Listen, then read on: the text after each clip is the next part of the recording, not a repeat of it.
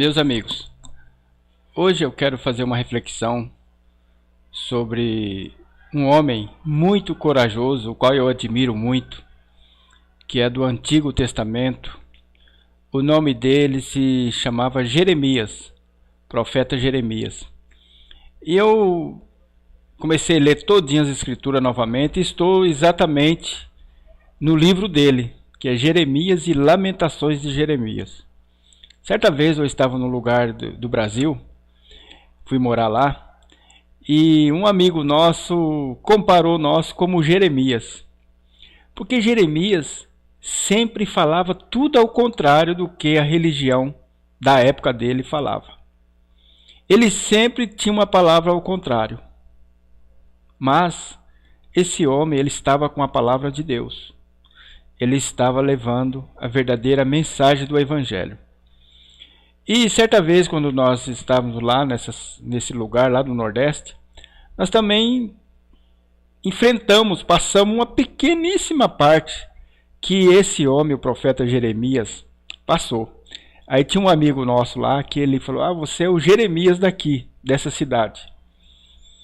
E Jeremias foi um homem que sofreu muito, um profeta que sofreu muito, enfrentou muitas dificuldades. Mas ele tinha a palavra de Deus com ele. E o interessante é que todo aquele que quer levar a mensagem que Deus manda, ele vai encontrar muita oposição. Disso você não tenha dúvida. Nós já passamos por isso, eu já passei por isso. E eu sei o que é isso. Principalmente a religião evangélica, católica, qualquer tipo de religião, ela tem uma grande oposição para a verdadeira palavra de Deus. Eu quero fazer uma meditação, meu ouvinte, no capítulo 6 de Jeremias, para nós tirarmos lições muito importantes para a nossa vida. Porque quando nós chegamos pregando o verdadeiro evangelho, às vezes quando aparece alguma oposição, nós desanimamos, nós jogamos a toalha. Mas Jeremias não, Jeremias, a palavra de Deus fala que ia colocar ele como um forte muro. Deus chegou até a advertir, falou assim, que eles se voltem para você, mas você não se volte para eles. Né? E Jeremias foi preso, foi maltratado, foi caluniado, tudo, porque ele estava com a palavra de Deus. Porque os falsos profetas, eles são muito populares, eles são muito queridos na religião deles, nas igrejas deles. E nessa cidade nós encontramos, nós não éramos queridos nessa cidade pelas lideranças dessas igrejas. Né? Então nós ficamos muito isolados, proibiram as pessoas de falar conosco, proibiram as pessoas de ir à nossa casa. E eles professavam o nome de Jesus, professavam que tem que amar o próximo, professavam que tinha que amar os inimigos, já que eu era inimigo, né? Então eles faziam tudo ao contrário. E aí, lendo esse livro aqui de Jeremias, eu tive a recordação daquele tempo que eu passei lá. E depois que eu vim para São Paulo, também enfrentei oposição, porque a palavra de Deus diz que aquele que quer servir a Cristo piamente vai sofrer aflições, perseguição, calúnia, tudo isso. E aqui não é diferente. Mas eu quero fazer a leitura para nós, para você entender. Se você tiver a oportunidade, leia com muita atenção o livro de Jeremias, do profeta Jeremias. Você vai ver que o profeta falava tudo ao contrário. Se fosse hoje, ele tivesse no nosso meio hoje, ele seria acusado de falar: você critica tudo para você está errado, tudo para você não está certo, está fora, só você que está certo. Mas vamos fazer a leitura. Capítulo 26. Diz assim, no versículo 2: Assim diz o Senhor: põe-te no átrio da casa do Senhor e dize a toda a cidade de Judá que vem adorar na casa do Senhor todas as palavras que te mandei que lhes dissesses. Não omitas nenhuma palavra. Imagina, ouvinte, naquele templo suntuoso, a palavra de Deus fala que todas as cidades de Judá, de Israel, ia lá. Ele falou: vai lá e vai falar tudo que eu vou te mandar. É como se eu fosse hoje em todas essas igrejas grandes, dessas denominações, e chegasse na porta e começasse a falar o contrário do que eles estavam pregando lá. E aí no versículo 3: bem pode ser que ouçam e se convertam cada um do seu mau caminho, e eu me arrependa do seu mal do mal que intento fazer-lhes por causa da maldade das suas ações. Diz-lhes, pois, assim diz o Senhor, se não me deres ouvidos para andares na minha lei, que pus diante de vós, para que ouvisseis a palavra dos meus servos, os profetas, que eu vos envio, madrugando e enviando, mas não ouvistes. E aí, a palavra de Deus diz que no versículo 7, os sacerdotes e os profetas e todo o povo ouviram Jeremias, falando essas palavras na casa do Senhor. Então, Jeremias sempre tinha uma palavra de juízo. E esses dias eu estava cheguei num estabelecimento comercial, porque eu trabalho na área de transporte, e quando eu entrei eu já vi uma senhora lá no caixa. E pela aparência dela, eu falei, essa mulher deve ser crente, né? Deve ser de tal igreja. Tava o cabelinho enrolado, um coquinho.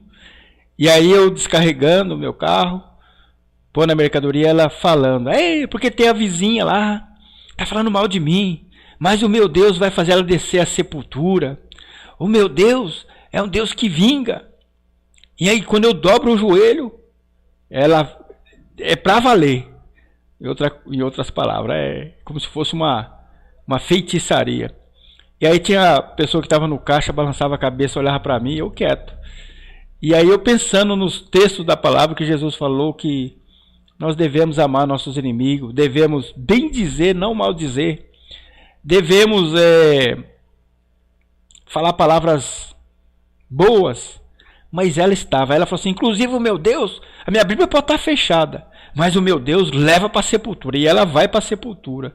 Eu vi ela falando com uma raiva muito grande, e aí eu falei, na igreja dela, eu garanto que essa mulher fala em língua estranha, ora fervorosamente, faz rodopios na igreja, mas ela tem o coração mau. Como está aqui no livro de Jeremias, tinha que levar o povo ao arrependimento. É como João Batista.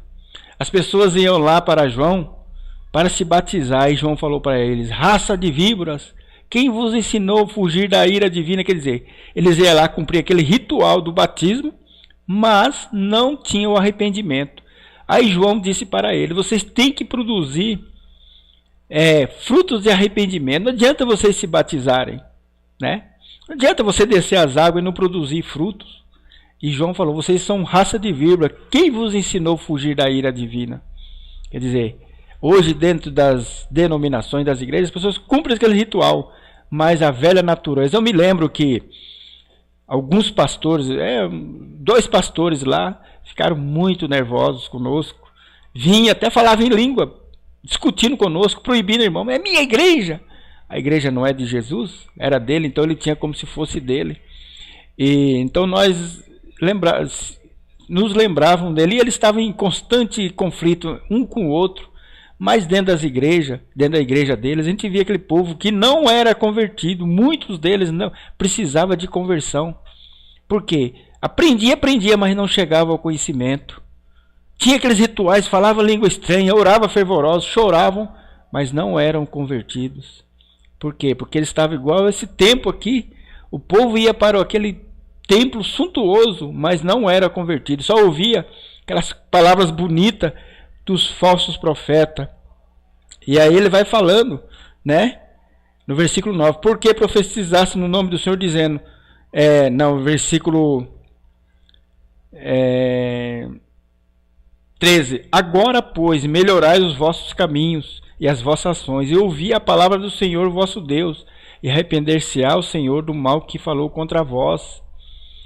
No versículo 9 do capítulo 27, e vós não deis ouvido aos vossos profetas, e aos vossos adivinhos, aos vossos sonhos, e aos vossos agoreiros, e aos vossos encantadores, que vos falam, dizendo, não servireis ao rei de Babilônia. Quer dizer, ele estava numa situação, e os falsos profetas só profetizavam coisa boa. O falso profeta, ele tem uma característica, ele fala tudo o que é bom.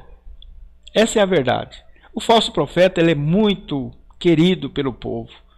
Todos gostam do falso profeta, mas do verdadeiro não, porque ela vai ter que ter uma mudança dentro de cada um, que ele vai trazer a palavra de Deus. E Jeremias, o profeta Jeremias, não era querido pelo povo.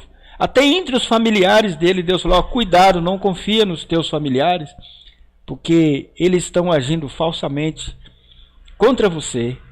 Então, meu amigo, se você prega o verdadeiro evangelho, não desanime, continue pregando, porque quando você tiver esse tipo de reação, lembre-se que você está na contramão do que o mundo pensa.